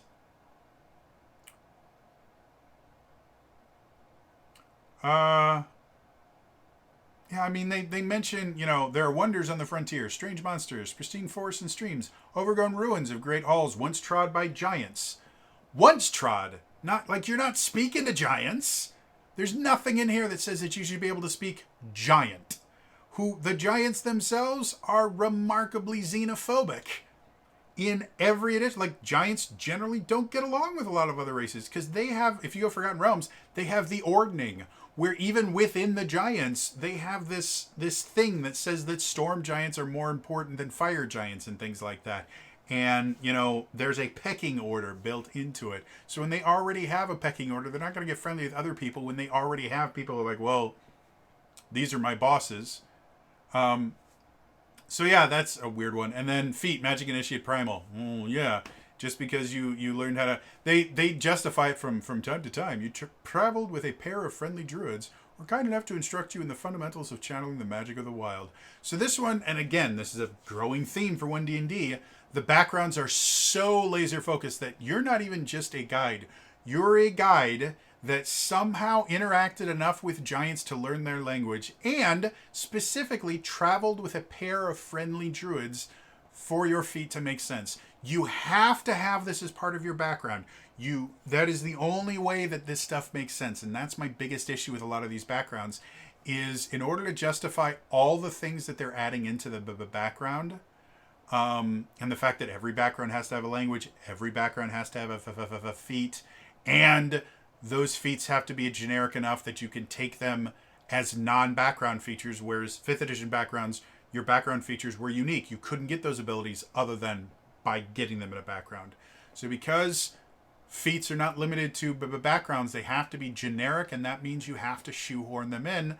I'm not a fan, and the guide is one of those ones that just makes the least amount of sense whatsoever. The ability score and skill proficiencies make perfect sense. The tool proficiency makes sense. Both the language and the feats are nonsense. Moving on. I hate making videos this long, but I don't want to talk about this part of the playtest ever again. I'm that done with it. So, the Hermit. Hermit existed in 5th edition. Ability scores, Wisdom and Constitution, which I guess makes sense. Medicine and Religion. Again, there is kind of a religion aspect to Hermits. Even in the 5th edition version, your background feature that is you discovered some eternal truth as being a hermit. So that kind of makes sense. 2 proficiency herbalism kit. Again, kind of makes sense. Language, Sylvan. Sylvan is effectively snooty elvish. It is high elvish. So I don't understand why staying away from everybody you learn a language that not even all elves learn. You basically learned Royal Elvish, somehow staying away from everyone.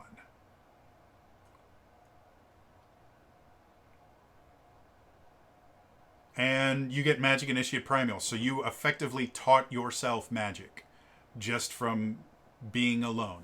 Another thing that I'm not particularly fond about. So again, the feat and the language don't make a whole lot of sense. Moving on. Next background is Laborer, because artisans aren't laborers and neither are farmers, apparently. Ability scores, Constitution, Strength, skill proficiencies, Athletics, and Survival. I don't know, because I knew quite a few people that became laborers. I don't know they know anything about survival at all. Survival is basically like foraging and things like that, being able to survive in the wild. Laborers are city folk. They labor on things. And this one, this is another one where they hyper focus on laborer is bricklayer. They could have called it bricklayer because your tool proficiency is mason's tools. Your language is dwarvish. Your feat is tough. Your apprenticeship, so you are not just a laborer, you are an apprentice. Consume the better part of your youth. First, you learn to cut and polish stone. After several years of polishing stones, you learned how to cement those stones into a wall. After several years of building walls, you learned to join your walls to form a structure. The structures you built were exceptionally durable. The masons who taught you were taught by even older masons who were taught by dwarf artisans of old. You are a mason, not a laborer. I don't know why they called it labor. And this is, again, the terms are generic. The jobs are extremely specific. So this easily could have been called mason instead of laborer. But no, they had to call it labor. And again, this is the entirety of your life up till, and this is beyond just being like, again, not only did you build walls and build structures, you built super, super awesome structures to the point where you probably weren't hurting for work because the stuff that you made was good. So yeah, this is another one that doesn't make a whole lot of sense. Apparently dwarves are the only ones that can ever make buildings, despite the fact that most dwarves mined their stuff and they built into mountains and stuff like that. Not that they couldn't make walls, but a lot of times they did a lot more carving than they did masonry. But whatever. Not a huge fan of that one. Moving on. The Noble. Charisma and Intelligence. Intelligence is strats. History and Persuasion are skill proficiencies. That actually kind of makes sense. If you look at nobility, and one of kind of the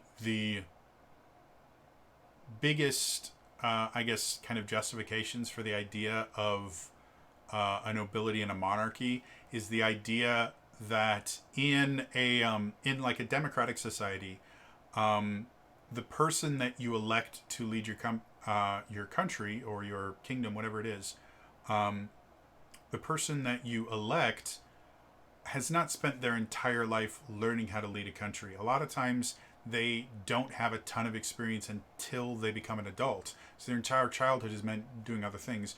Whereas in a monarchy, from birth, you are raised to run a country. And so you learn the skills necessary to run a country from a very young age. So that kind of justification of a monarchy kind of makes sense. I'm not saying monarchies are good. I'm saying there are justifications that make it make sense. Nobility is kind of a similar thing where even nowadays, a lot of nobles, and this is not just nobility as entitled nobility in England where you are a duke or a duchess or something. Anyone that grows up as part of the aristocracy, which is effectively what nobility is in modern day society, whatever your parents did to make the money that they did, generally you're going to learn a little of that as you grow up. It's not quite as much as it used to be back in the nobility, where you were expected to take over running the lands that your parents owned and was part of your nobility. That's why you were noble, is you owned land and you had serfs and things that you were meant to protect. So that idea I think is kind of interesting. So learning both history and persuasion, that was a big part of being a noble, is you were meant to be well educated. Tool proficiency gaming set is stupid, other than the fact that yes, nobility would learn things like chess and that. It wasn't because they particularly liked chess. The logic that you learn as part of chess can be translated into military tactics and the things like that. Like, there's a lot of overlap. Language Draconic, no fucking clue. And feat skilled, again, I would say nobles. I would not go historic nobility being any more skilled than their serfs. They were just very good at certain things. And a lot of times, especially if you're talking about medieval times, the thing that they were skilled at was war, because their job was to protect their land, and then when they were called to go to war for the king. So whatever. And this is the other thing I really, really hate. So nobles. Description. You were raised in a castle as a creature of wealth, power, and privilege, none of it earned. Fuck you. Absolutely fuck you. Fuck everything about this. This idea that the nobility in general were these horrible, hedonistic, disgusting things has somewhat of a root in history. But it was not universal. And a lot of times they did, quote unquote, earn it because they had a fiefdom to run, and they were the ones that had to go off and fight and command armies and things like that. It's not that the serfs didn't fight. The English actually had this really interesting thing where all peasants were required by law to spend a certain amount of time, it was either per day or per week, practicing with a longbow, so that they specifically could be called in for the longbow ranks. Because remarkably enough, in warfare at the time, being a longbowman was not an incredibly complex thing. As long as you could shoot a volley of arrows, which wasn't target shooting, it was shooting up and making sure it landed in a certain area. As long as you knew how to shoot a volley of arrows, you could be incredibly effective on the battlefield, because the English longbow was a brilliant thing that outclassed every other bow weapon, which was the pinnacle of war at the time. So yeah, so I hate it when they paint nobles in general as these ugly, disgusting. Yes, nobles like that existed, but nobles that actually cared about their people existed as well, and they become they're the Robin of Locksley was a noble that became an outlaw because he cared so much about his people and things like that. This idea that all nobles, and again this thing where we have to pigeonhole them into only a certain type, all nobles are bad, I think is really stupid. So the rest of it, your family's minor aristocrats. And then they justified Draconic. Was it truly necessary to read all those ancient histories in their original Draconic? How many dragons are writing histories? No, dragons are getting other people to write history. Like they don't write it themselves. They steal it. They hoard it. Dumb, dumb, dumb. Dumb, dum, dum, dum, dum. I hate Noble. If you look at the 5th edition version of Noble, because that existed here, here's the 5th edition version of Noble. You understand wealth, power, and privilege. You carry a noble title, and your family owns land, collects taxes, and wields significant political influence. You might be a pampered aristocrat unfamiliar with work or discomfort, a former merchant just elevated to nobility, or a disinherited scoundrel with a disproportionate sense of entitlement. Or you could be an honest, hard-working landowner who cares deeply about the people who live and work on your land, keenly aware of your responsibility to them. So this is what Noble used to be. This is what Noble is in D&D 5th edition. You're a fat fuck that doesn't deserve what you get. Build a character around that. Who wants to play that character? Again, I understand why, the idea of eat the rich, which is a remarkably stupid, I won't even go into that rant. But this is just so insultingly stupid. And again, this already existed. And you could create a noble like it that existed. You might be a pampered aristocrat unfamiliar with work or discomfort. So that was one of the things. But in one D&D, we have to make sure all nobles are exactly the same, which I find absolutely hilarious. The idea that we're not allowed to say that races have defining features to them or attributes that are assigned to them because they are a different species. We are allowed to say that every single noble, every single person that works a specific job is exactly the same. And specifically, nobles are all disgusting. What an incredible contradiction. Moving on. My word. Pilgrim. They get wisdom and constitution. They get religion and survival. You really have to read the description to understand what, because Pilgrim has connotations in the U.S. with the Pilgrims, which were the people that effectively were kicked out of England for getting way too much into their religion. And that's a hilarious thing because England at that time, I believe it still does, has a national religion, the Church of England, which is a form of Catholicism. The Church of England is actually different from the Catholic Church. And it is one of my favorite, I can't remember which comic did it, but they're talking about the Pilgrims. It's like, the Pilgrims were the people that were too religious for the Church of England, who already had a massive religious stick up their butt. By the way, anyone that practices the Church of England, this is not about you currently. The church is very different nowadays than it was back then. But I like the idea. So Pilgrim in America has a connotation specifically with the Pilgrims. So you have to really read the description to understand what they're talking about here. So so you and a group of like-minded believers, mostly humans and halflings, again, don't know why they're limiting it to a race, because pilgrims would be of every race, once endeavored to walk 1,000 miles of road to reach a faraway shrine. Priests counseled at the outset that, long after your journey was complete, you come to realize that you found the key to your salvation not at your destination, but somewhere along the road that led there. Pilgrimages in general have been a part of religions for millennia. Part of, I believe, Islam. One of the pillars of faith is actually that you are supposed to make a pilgrimage to Mecca, which is the holy city of Islam. So the idea of pilgrims and pilgrimages and the things like that have long had a place in religion, and exactly what they describe here is kind of the justification given in most religions. I actually like the idea of someone that is so devoted to a belief structure that they actually travel somewhere. I would love, being a Christian, I would love to go to Jerusalem sometime, just to see it and see that, because Jerusalem is a really, really big part of Christianity. It also happens to be a really, really big part of Judaism and Islam, and they have arguments about it.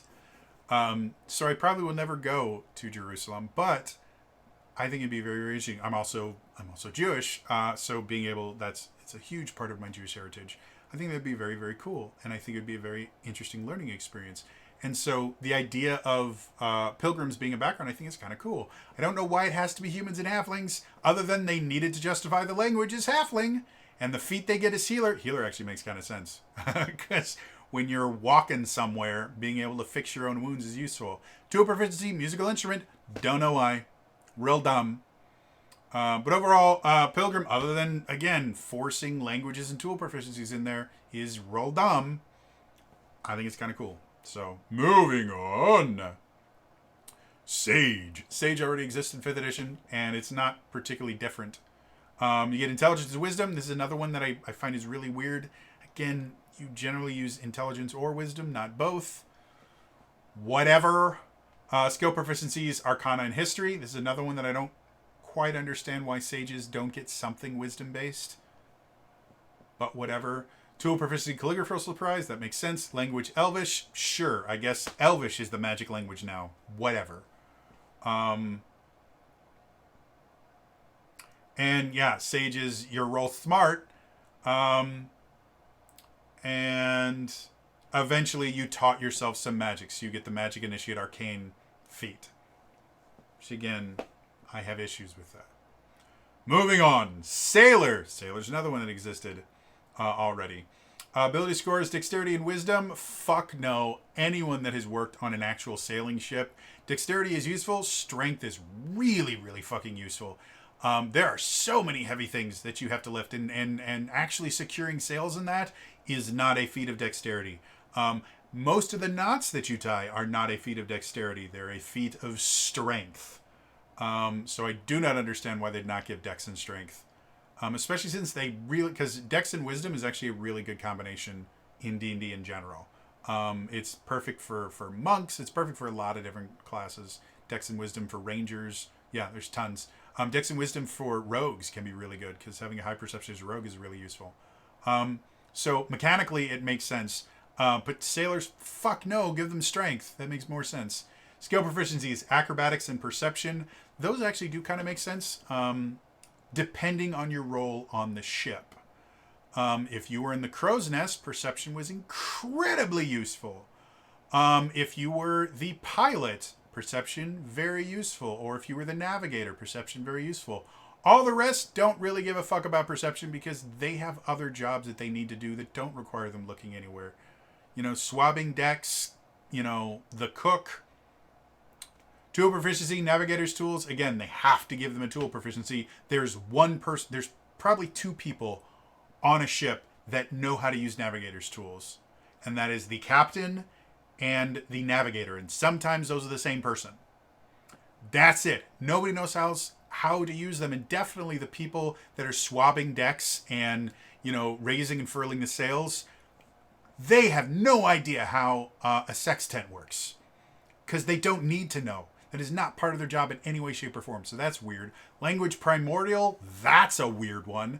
The feat tavern brawler, totally. 100%. Sailors are tough motherfuckers. Modern navies, sailors are tough motherfuckers. And if you get into a fight with them, they all know how to throw a punch and throw it well. I don't know what part, like in the military, you learn some combat in general. But I've never heard of someone being an actual sailor that did not know how to fight. Fun fact, savate, which is effectively French kickboxing, was developed by French sailors as a martial art that could be used on ground that moved. So it was specifically designed to be used on a ship. It's a fighting style designed to be on a ship. Because of that, they have some stuff that don't exist in other things. Like there are a lot of kicks from your front leg, which doesn't tend to happen in a lot of other martial arts. A lot of martial arts, you kick from your back leg because the pivot of turning gives you significantly more power. Kicks from your front leg generally don't get a lot of power, but they're very, very fast. The kind of basic bread and butter kick is called the fouette, which is translated to whip kick or whip. specifically. And it's a roundhouse kick that's thrown from your front leg. It's incredibly fast. You actually, instead of most roundhouse kicks, if this is your foot and like this is your heel, you actually hit either the top of your foot or you hit here, or if you go Muay Thai, you actually hit with your shin. But that's generally where you hit with roundhouse kicks. They're a slapping kick. The fouette you hit with the tip of your boot, because that hurts really bad. So yeah, Sailors No in Tavern Brawler 100% makes perfect sense to me. Moving on. Almost done with this, folks, I swear. I was hoping to come in under 2 hours. It's not happening. I'm sorry. Soldier. Ability score is Strength, Constitution. Makes sense. Skill proficiency is Athletics, Intimidation. Also makes sense. If you've never met... half of my family was former military. My dad was Air Force. My brother was in the infantry. My brother-in-law, who married my sister, he's former Navy. My grandfather on my father's side was Air Force. My grandmother and grandfather on my mother's side were both former Navy. One of my uncles on my mother's side was Navy, I believe. And one of my uncles on my father's side was Army. And my brother was Army infantry. You ever meet a soldier, an actual soldier that had been through basic, is actually been in the military? They are intimidating as fuck. They just are. It's how it is. The uniform adds to it, but even out of uniform, these people are intimidating as fuck. So yeah, totally get athletics and intimidation. Tool proficiency gaming set. That one again makes perfect sense. A lot of, depending on where you are, you will have downtime and you need something to do, and being able to just carry around a pack of cards with you is remarkably useful. Or a travel chess set or something like that. Super, super useful. Language Goblin, no fucking clue where that comes from. The last line. Eventually you put that trait into use on the battlefield, protecting the realm by waging war and studying the strategies of goblinoid generals. No. Fun fact, if, at least in the American military, I don't know if this is true about militaries around the world, but I believe in the American military, if you are being deployed to Afghanistan when we were there, a lot of times part of your training was you would be forced to learn at least one of the languages spoken of your first, where you were being deployed first. So a remarkable number of people that served in Afghanistan learned a little bit of one of the local languages, which I don't remember which languages they spoke there. For some odd reason, Farsi is coming to mind, but I don't know if that was Iraq. But anyway, so yeah, that was actually something in modern military that was actually remarkably common.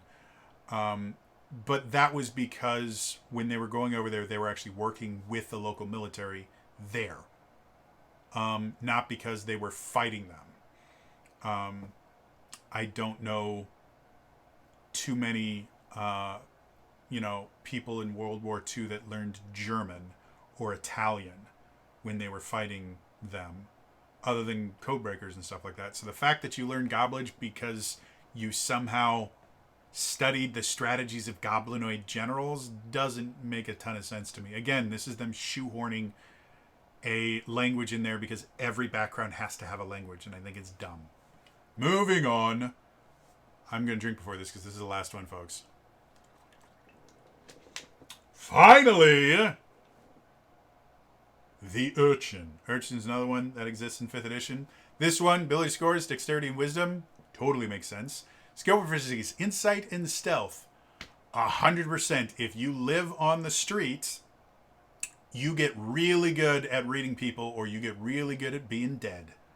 The street is not a nice place to live. So being able to read people is essential. Not just to know who's going to kill you and who's not to, but a common thing if you were living on the street is you learn to take advantage of people because you need to live. I'm not saying it's good. I'm not saying it's bad. I'm just saying it's a fact of life. So I like the fact that they put that in there. Tool proficiency, thieves tools. I think it's just because you live on the street doesn't mean you know how to pick a lock. Again, that's forcing in that. Language, common sign language. I have very many feelings about this. First things first, I think sign language is brilliant. I am slowly trying to learn sign language because I have a friend and a player in one of my games who's fluent in sign language.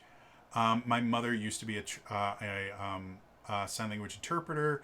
I had someone that I worked with back when I was a manager who was fluent in sign language, and it is remarkably useful because she used to be able to sign to me and the customers, because 99% of America don't know that American Sign Language is a language, much less understand how to read it or how to understand it. So she could sign to me, and I would know what was going on before I actually got over to the situation. So it is, not only is it an incredibly useful language, the language itself is beautiful and amazing and is unbelievably interesting. The idea that living on the street you learn sign language, to me, feels... I like the fact that they're establishing that sign language is a thing in D&D. I think that is really, really important. I am not deaf. I'm not a part of the deaf community, so my opinion on this doesn't mean a ton, but this feels like them kind of trying to throw a bone to the disability community in general. After the whole combat wheelchair thing became a big deal, and Wizards of the Coast started realizing that disabled people exist. Fun fact, I am 100% permanent and totally disabled, with both physical and mental disabilities. So I have a very soft spot for the disabled community, and I'm a huge advocate for the disabled community.